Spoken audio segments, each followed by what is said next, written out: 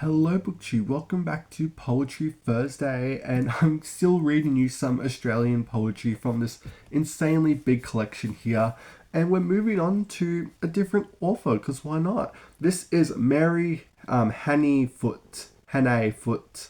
I don't know anything about her really. I know she wrote in like the 1850s ish. I could be wrong, but I'm gonna read two poems of hers today. She was big when these were released. I'm gonna read you Where the Pelican Builds and New Countries. So we'll see what we think of them. So here is Where the Pelican Builds, probably her most famous work. The horses were ready, the rails were down, but the riders lingered still. One of the parting words to say, and one had his pipe to fill. Then they mounted, one with granted prayer, and one with grief unguessed. We are going, they said, as they rode away, where the pelican builds her nest.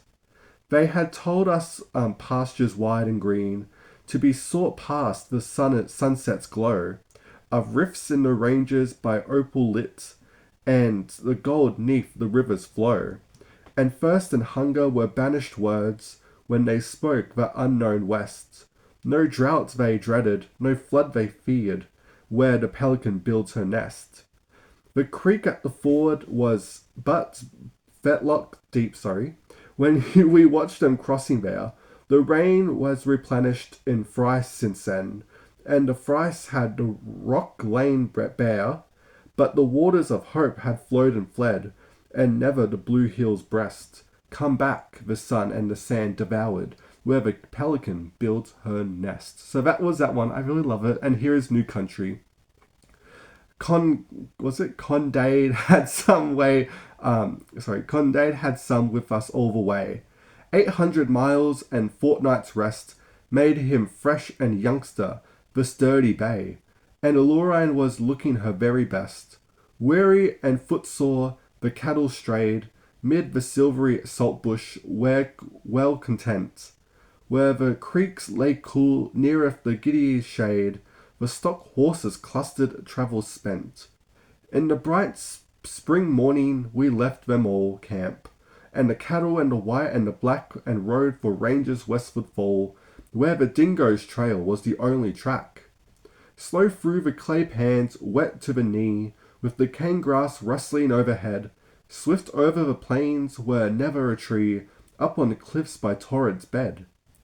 Bridle on arm for a mile or more, we toiled ere we reached Banda's verge, and saw as seas as far as offshore, the blue hills bounding the forest surge, an ocean of trees by the west wind stirred, rolled over and over to the great cliff's base, and the sound like the noise of the waves was heard. Mid the rocks the caves of the lonely place, we recked not of wealth and stream or soil. As we heard the heights the breezes sing, we felt no longer our travel toil. We feared no more than the years might bring. Ooh, very good. And that's some Poetry Thursday for you. I don't know anything else about Mary. I have to do some digging. But I will say, reading this has made me want to go back to read some Henry Lawson. The cattle. Oh, I can't remember where the cattle. Oh, anyway, read some Henry Lawson too, but also check out some Australian poetry because it's very lovely and it's got some very lovely rhymes and all that. And yeah, thank you so much for watching and listening, and I'll see you next time. Thank you, BookTube.